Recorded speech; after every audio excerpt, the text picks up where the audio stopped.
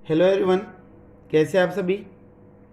In last video we discuss about the extra points of the pteridophyta.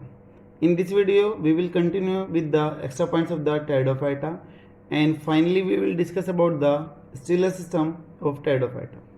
ठीक है, तो बेटा जो आज का हमारा टॉपिक है, पहले एक्स्ट्रा पॉइंट्स डील करते हैं और उसके बाद में हम फिर स्टेलर सिस्टम को डील करेंगे।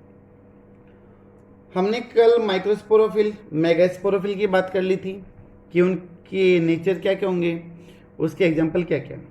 आज हमें बात करनी है सीड के रिगार्डिंग, जो काफ़ी बार पूछा जाता है, जैसे कि हेट्रोस्पोरस वस्कुलर क्रिप्टोगैमस कुछ प्लांट हैं। हेट्रोस्पोरस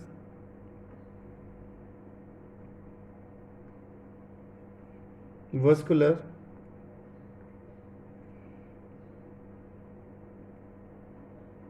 क्रिप्टोगैमस प्लांट्स लाइक कौन कौन से हैं हेट्रोस्पोरस, फॉर एग्जाम्पल जैसे कि स्लेजिनिला,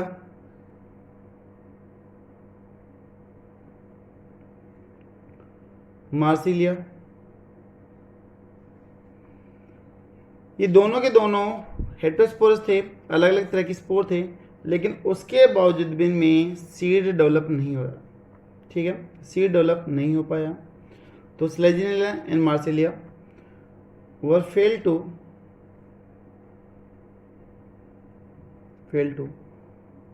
develop the seed because उसके कौन कौन से रीजन थे, कौन कौन से कारण थे, वो यहाँ पर हमें देखना। इसके रीजन क्या थे कि सीड डेवलप नहीं हो पाए हेट्रोस्पोरस प्लांट होने के बावजूद भी, वो हमें देखना। तो बेटा सबसे पहला रीजन है कि यहाँ पर सीड के अंदर एक प्रोटेक्टिव लेयर होती है जिसको हम इंटेग्यूमेंट बोलते हैं। दो टाइप की इंटेग्यूमेंट होती है, outer and the inner integument. Outer integument से बनता है टेस्टा और इनर से बनता है टेगमेंट, और दोनों फर्टिलाइज होने के बाद में बन जाते हैं सीड कोट के अंदर कन्वर्ट हो जाते हैं। तो बेटा टेरिडोफाइटा के अंदर जो मेगास्पोरेंजिया था वहां पर सीड कोट या फिर इंटेग्यूमेंट क्या था, एब्सेंट। तो प्रोटेक्टिव लेयर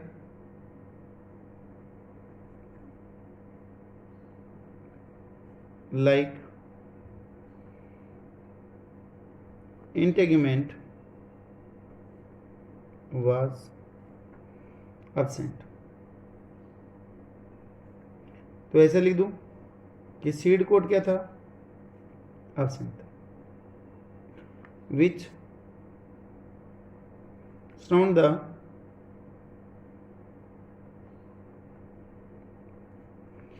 megasporangia। जो मेगास्पोरेंजिया को सराउंड करते हैं वो यहाँ पर क्या था बेटा, एब्सेंट। अगर देखो इंटेग्यूमेंट नहीं होगा तो क्या प्रोटेक्टिव लेयर कोई डेवलप होगी, नहीं होगी। तो बाहर से जो इन्फेक्शन वगैरह होने के चांसेस हैं, माइक्रोब्स के जो अटैक होने के चांसेस है वो क्या हैं, ज़्यादा हैं, जिसकी वजह से यहाँ पर सीड फॉर्मेशन के चांसेस क्या थे, कम थे। ठीक है, दूसरा पॉइंट, जो मेगास्पोर है वो परमानेंटली मेगास्पोरेंजिया के अंदर रहना चाहिए था तो ही सीड डेवलप होता। बट बेटा यहाँ पर जो मेगास्पोर है वो परमानेंटली मेगास्पोरेंजिया के अंदर नहीं रहता है, वो सेटअप होके यानी कि नीचे की तरफ गिर जाएगा और वहाँ पर सीड की फॉर्मेशन नहीं होगी। ठीक है, तो नेक्स्ट रीजन हो गया the retention of megaspore, retention of megaspores permanently within the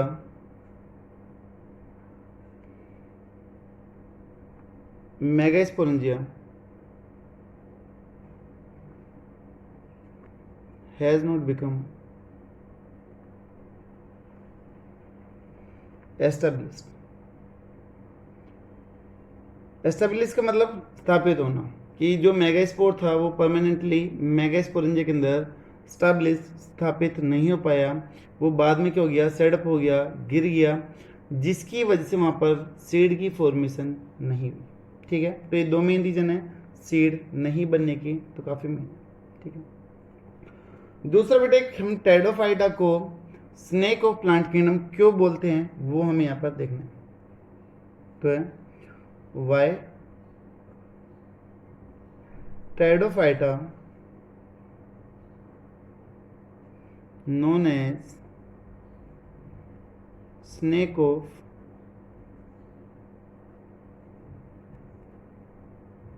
plant kingdom. ठीक है, ऐसा क्यों बोलते हैं वो हम देखिए। इसका रीजन ये है कि जो टेरिडोफाइट है वो सर्पेंटाइन रोलिंग करते हैं, यानी कि सांप की तरह रेंगते हुए चलते हैं, एक दूसरे के पास में क्या करेंगे, ग्रो करेंगे, जिसकी वजह से इसको स्नेक ऑफ प्लांट किंगडम बोला गया। मैं आपको एक एग्जांपल देता हूं, वो चीज देखिएगा। एक प्लांट दैट इज एडेंटम, जिसको आप वॉकिंग फन बोलते हो। क्या बोलते हो? वॉकिंग फन बोलते हो बेटा। ये इसका मेन स्टेम हो गया, ये इसकी लीव्स हो गई। यहाँ पर ये सोइल, सोइल के ऊपर क्या चीज टच हो रही है, यहाँ पर लीफ टच होने लग रही है। अब जो लीफ की जो लोअर साइड है दे कंटेन द सोरियफेर, सोराई, जहाँ पर स्पोर होते हैं। अब जैसे ये स्पोर इस कांटेक्ट में आएंगे तो they will again get germinate. बेटा वो फिर से जर्मिनेट करेंगे, यहाँ पर फिर से क्या जाएगी, न्यू लीफ आएगी। न्यू लीफ के ऊपर फिर से क्या होंगे, स्पोर होंगे। वो स्पोर फिर से किसके कांटेक्ट में आएंगे, सोइल के कांटेक्ट में आएंगे, और वो फिर से चीज क्या कर जाएगी, ग्रो हो जाएगी। और फिर से क्या कर जाएगी, ग्रो कर जाएगी। ठीक है, फिर आगे यही प्रोसेस बेटा बार बार चलता हुआ जाएगा। अब देखो एक दूसरे के पास पास में ग्रो करते जा रहे हैं। अगर मैं इसका मूवमेंट दिखाऊं तो प्लांट, लीव्स, फिर ऐसे होता जा रहा है। शायद आपको दिखाई दे रहा होगा, या नहीं तो फिर मैं रेड कलर से रिप्रेजेंट करता हूं। जो ग्रो करने का पैटर्न है वो कुछ ऐसे, लीव सोइल के कॉन्टेक्ट में आ रही है, फिर से नया प्लांट, फिर से ये। तो ये स्नेक लाइक मूवमेंट हो रहा है कि नहीं हो रहा है, this one is the serpentine movement. Serpentine movement है, तो इसीलिए इसको स्नेक ऑफ प्लांट किंगडम बोला जाता है। ठीक है, बिकॉज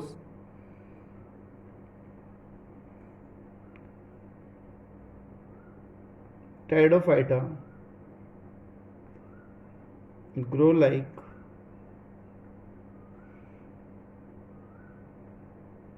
serpentine crawling। crawling का मतलब रेंगना, ऑन द ग्राउंड।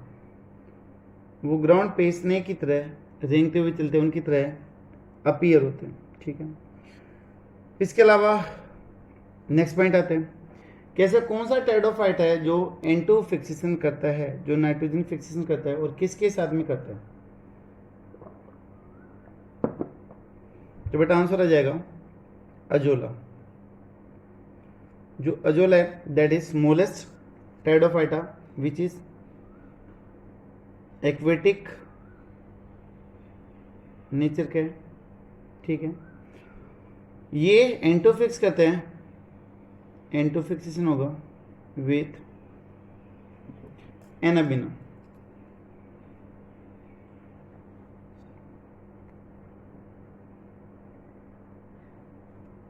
एनाबिना के साथ में ये N2 फिक्सेशन करता है। ठीक है, उसके बाद में बेटा जो लास्ट अब हमें डील करना है दैट इज स्टेलर सिस्टम की हमें बात करनी।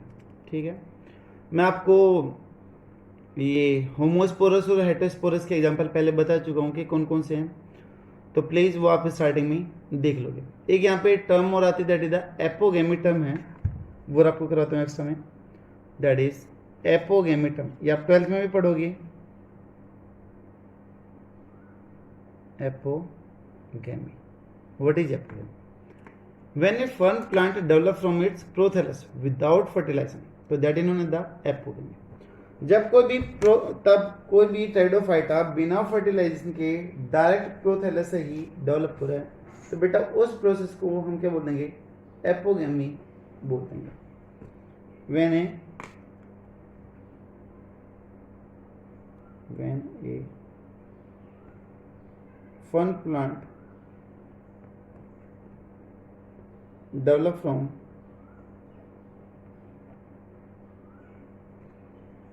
its prothallus without फर्टिलाइज, जो बिना फर्टिलाइजेशन के ग्रो होने लग रहे हैं उसको हमने क्या बोल दिया, एपोगेमी बोल दिया। तो दैट प्रोसेस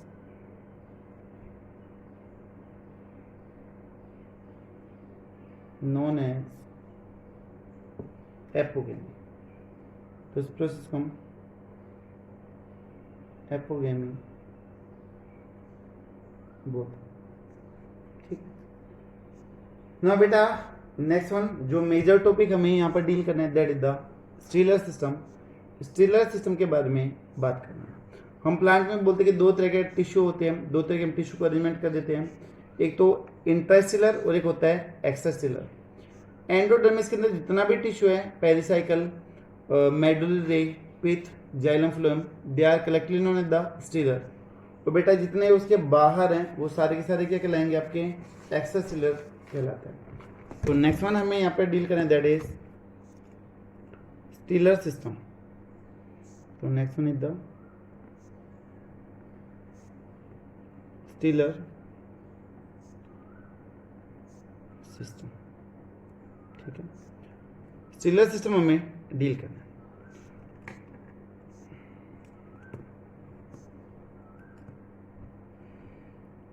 तो हमें बोल दें कि presence of primary vascular tissue,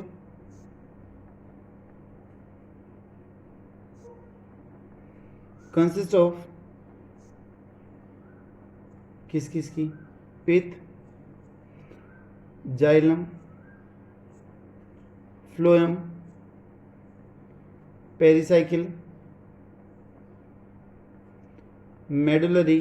देखिए ये सारे के साथ में एक साथ में क्या कहलाता है, आपका स्टील कहलाता है या फिर मैं इसे भी बोल सकता हूं इंट्रास्टेलर टिश्यू। देखिए आप अगर बाहर की तरफ से देखेंगे बेटा, आपने थोड़ी बहुत सारी प्लांट एनाटॉमी पढ़ी होगी 9th क्लास में, नहीं है तो एक बार मैं आपको हल्का सा आइडिया दे देता हूं कि देखिए सबसे बाहर की जो लेयर आती है दैट इज एपिडर्मिस। एपिडर्मिस के नीचे हाइपोडर्मिस, उसके बाद में जनरल कोर्टेक्स और फिर एंडोडर्मिस। ठीक है, एंडोडर्मिस के नीचे पेरिसाइकिल, उसके बाद में फिर मेडुलरी, री, वस्कुलर बंडल और फिर पिथ। ये चीज होती है, ये टिश्यू होते हैं किसी भी प्लांट में बाहर से अंदर की तरफ। ठीक है, ऐसे आप चाहो तो नंबर भी डाल सकते हैं ऐसे। और बेटा जो ये हाइपोडर्मिस, जनरल कोर्टेक्स और एंडोडर्मिस है that is collectively known as the cortex. तीनों को एक साथ में हम कोर्टेक्स बोल देते हैं। तो all three are collectively known as the cortex. ठीक है, अब हम स्टीलर किसको बोले और इंटरस्टीलर किसको बोले। वैसे तो हमें ये एनाटॉमी वाले चैप्टर में डिटेल से पढ़ना है, बट हम ये बोलते हैं कि एंडोडर्मिस के बाहर जितना भी टिश्यू है वो सारा का सारा कहलाता है एक्स्ट्रा स्टीलर टिश्यू कहलाता है। क्या कहलाता है, एक्स्ट्रा स्टीलर टिश्यू। और बेटा ये जो एंडोडर्मिस के नीचे रह गया जितना भी, वो सारा का सारा क्या कहलाता है, इंट्रा स्टीलर या फिर स्टील सिस्टम कहलाता है। ठीक है, तो देखो हमें जो पढ़ना वो इसके अंदर स्टील सिस्टम के बारे में बात करनी है कि स्टील सिस्टम कैसे अरेंज हो। ठीक है, उसके डिफरेंट अरेंजमेंट के बारे में हमें बात करनी है। जो सबसे पहले जो स्टीलर सिस्टम अपीयर हुआ था that was firstly appeared in the Rhynia plant.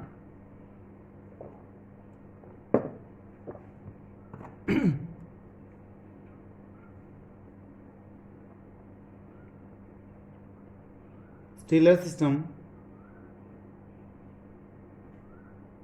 Firstly appeared in,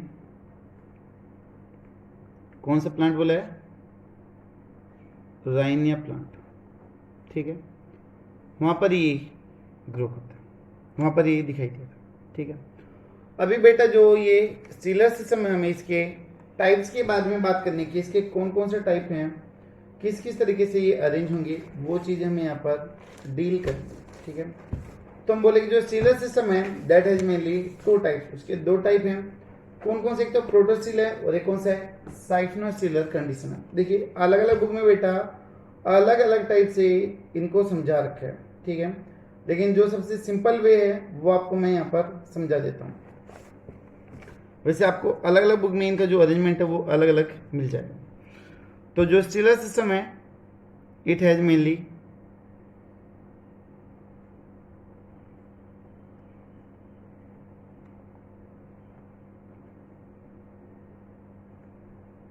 two types.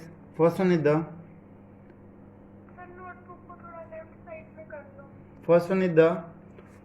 प्रोसीलर condition, procoel, और बेटा दूसरा टाइप कौन सा, दैट इज साइफनोस्टील, कुछ लोग इसको सिफेनोस्टील भी बोलते हैं और कुछ इसको साइफनोस्टील भी बोलते हैं, ठीक है। अब सबसे पहले तो इनकी डेफिनेशन देखते हैं कि ये चीज़ है क्या, दो मेजर टाइप किस बेसिस पे करें। जो सबसे पहला है प्रोस्टिल, इसमें क्या होगा कि जो जाइलम है वो सेंटर में होगा और फ्लोएम उसको क्या करेगा, सराउंड करेगा, ठीक है। तो जाइलम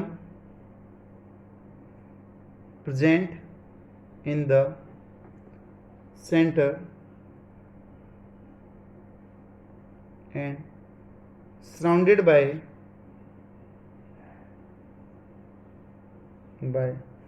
फ्लोएम, और फ्लोएम उसको क्या करेगा, बाहर से सराउंड करेगा, ठीक है। पिथ यहाँ पर प्रेजेंट होगी, एब्सेंट होगी, तो यहाँ पर पिथ क्या होगी, एब्सेंट होगी। जो सेंट्रल पार्ट है पिथ विल बी एब्सेंट, पिथ उसके अंदर नहीं होगी, ठीक है। जबकि यहाँ पर क्या होगा, इसके केस में कुछ उल्टा होगा कि जो पिथ है वो बेटा प्रेजेंट होगी, पिथ को कौन सराउंड करेगा, फ्लोएम, और बाहर की तरफ क्या मिलेगा, जाइलम मिलेगा। तो यहां पर हम कर दें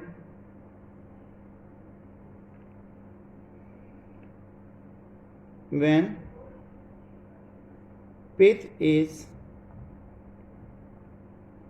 surrounded by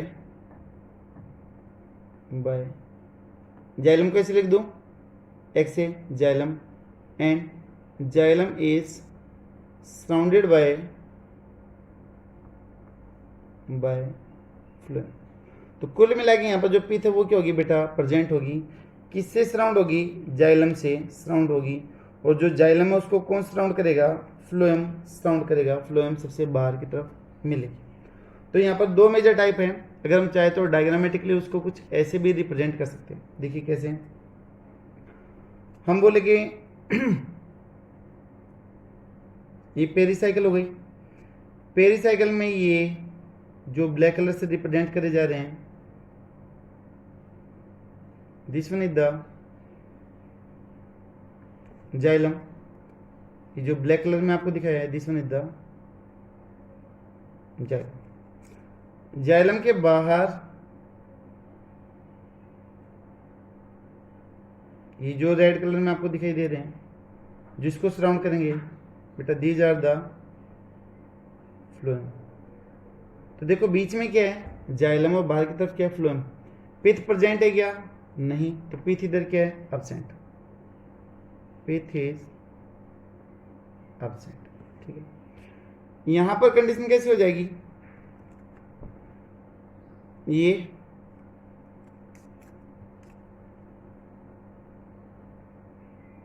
pericycle, central part इधर बेटा पिथ, ऐसे लिख दूं PITH, पिथ, पिथ को सराउंड कर रहा है इधर क्या, जाइलम, जो पिथ है that is surrounded by xylem.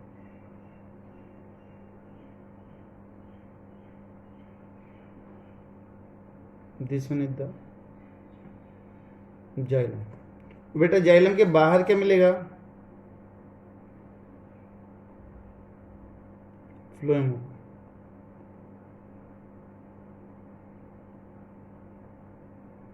This one is the phloem. ठीक है, कुछ ऐसी कंडीशन होगी।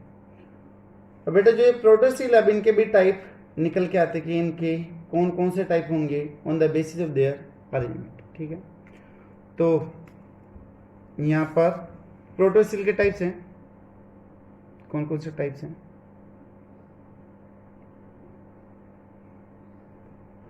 हैप्लोस्टिल,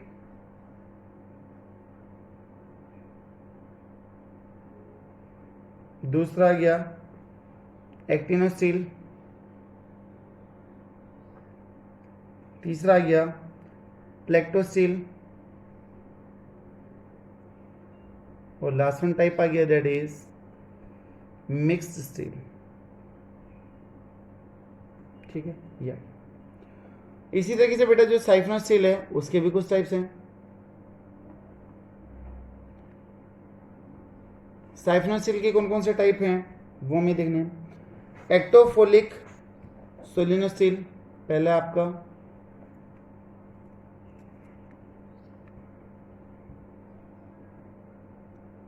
एक्टोफोलिक सोलिनोस्टिल। ठीक है बेटा, दूसरा टाइप आ जाएगा एम्फीबोलिक सोलिनोस्टिल। एम्फीबोलिक सोलिनोस्टिल, तो दो टाइप इसके हो गए।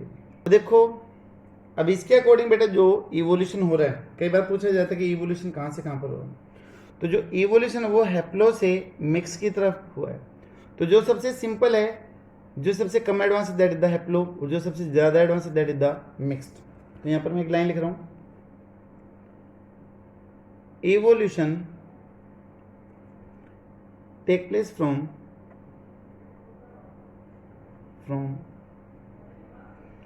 haplo to mixed steel.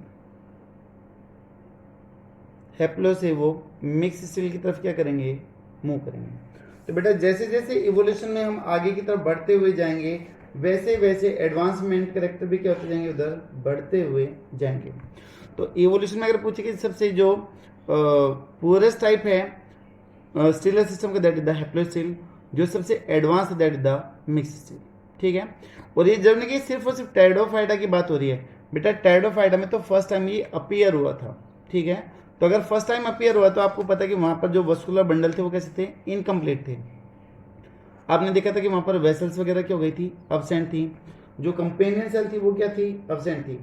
तो ऐसे कोई भी वस्कुलर बंडल जिसके अंदर कुछ सेल्स अब्सेंट हो, they are known as the incomplete vascular bundle. तो टेरिडोफाइटा में सबसे कम थे, राइनिया के अंदर सबसे पहले दिखाई दिया था हैप्लोस्टिल, जो एक ही डायरेक्शन में वाटर को ट्रांसपोर्ट करता था, एक ही डायरेक्शन में लेके जाता था। लेकिन बेटा जैसे जैसे इवोल्यूशन होने लगा, ब्रांचिंग आने लगी, वहां पर प्लेक्टो और मिक्स टाइप आने लगे, तो वो ब्रांचिंग के अंदर भी ट्रांसपोर्टेशन करने लगे। ठीक है, तो ये हो गया हमारा स्टीलर सिस्टम का पहला वीडियो। आई होप शायद आपको बेसिक क्लियर हुआ होगा कि स्टीलर सिस्टम है क्या, किसको हम बोलते हैं। अब इनकी जो डायग्रामेटिक जो डिफरेंसेस हैं सभी के बीच में वो हमें स्टडी करना है। ठीक है, आई होप शायद वीडियो आपको पसंद आ रहे होंगे, समझ में भी आ रहे होंगे। तो प्लीज़ पूरे मन से मेहनत से पढ़ते रहिएगा, रिजल्ट भी अच्छे होगा। Thank you so much.